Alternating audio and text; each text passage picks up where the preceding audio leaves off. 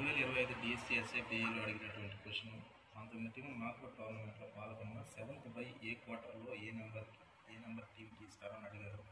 అయితే చాలామంది కన్ఫ్యూజన్ ఉంది ఈ క్వశ్చన్లో. నార్మల్గా మనం బైస్ ఇచ్చే విధానం వచ్చేసి మొదట లోయర్ హాఫ్లో లాస్ట్ టీంకి బై ఇస్తాము, తర్వాత అప్పర్ హాఫ్లో ఫస్ట్ టీంకి బై ఇస్తాము. అయితే 4 క్వార్టర్స్గా డివైడ్ చేసినప్పుడు ఏం చేస్తారంటే 4 క్వార్టర్స్ని సమాన టీములుగా విభజిస్తే 19 టీములు 4 క్వార్టర్లుగా డివైడ్ చేసినట్లయితే 5, 5, 5, 4 వస్తుంది.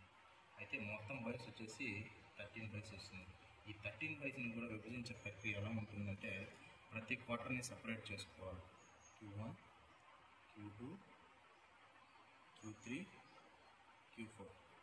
అయితే బైస్ ఇచ్చే విధానంలో ఎప్పుడు కూడా మనం అన్నిటినీ సపరేట్ చేసినట్లయితే ముందుగా మనం బైస్ ఇవ్వాల్సింది మొదట Q4కి ఇవ్వాలి, ఆ తర్వాత Q2కి ఇవ్వాలి, ఆ తర్వాత Q3కి ఇవ్వాలి, ఆ తర్వాత ఈ క్వార్టర్ 1కి అనేది ఇవ్వాలి. అది ఎలా పెంచాలంటే ప్రతి క్వార్టర్లో కూడా చివరి టీంకి ముందుగా బై ఇవ్వాలన్నమాట.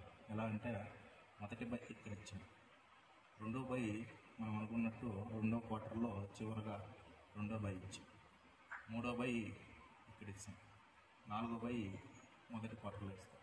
తర్వాత క్వార్టర్ 4కి మళ్ళీ రిటర్న్ వచ్చి మొదటి బై 16వ టీంకి నాలుగో బై 5వ బై అనేది ఇవ్వడం జరుగుతుంది.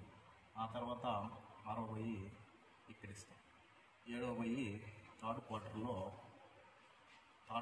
11వ నెంబర్కి మనం ఇవ్వడం జరుగుతుంది. ఆ విధంగా చూసినట్లయితే ఇక్కడ ఆన్సర్ వచ్చేసి 11వ టీంకి థర్డ్ క్వార్టర్లో ఇవ్వడం జరుగుతుంది. 8వ బై ఇక్కడ మళ్ళీ తిరిగి 9వ బై 18వ టీంకి, 10వ బై 7వ టీంకి ఇస్తాం.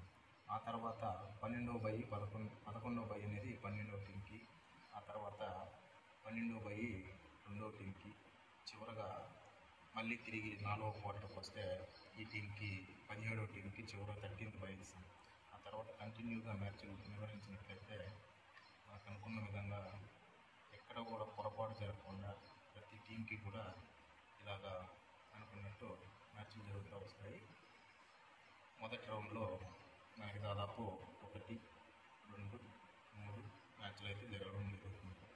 ఓకే, కాబట్టి ఈ క్వశ్చన్కి ఆన్సర్ వచ్చేసి థర్డ్ క్వార్టర్లోని 11th టీంకి 7th బై అనేది ఇబ్బంది పడుతుంది. Thank you all. Thank you అని అన్నారు.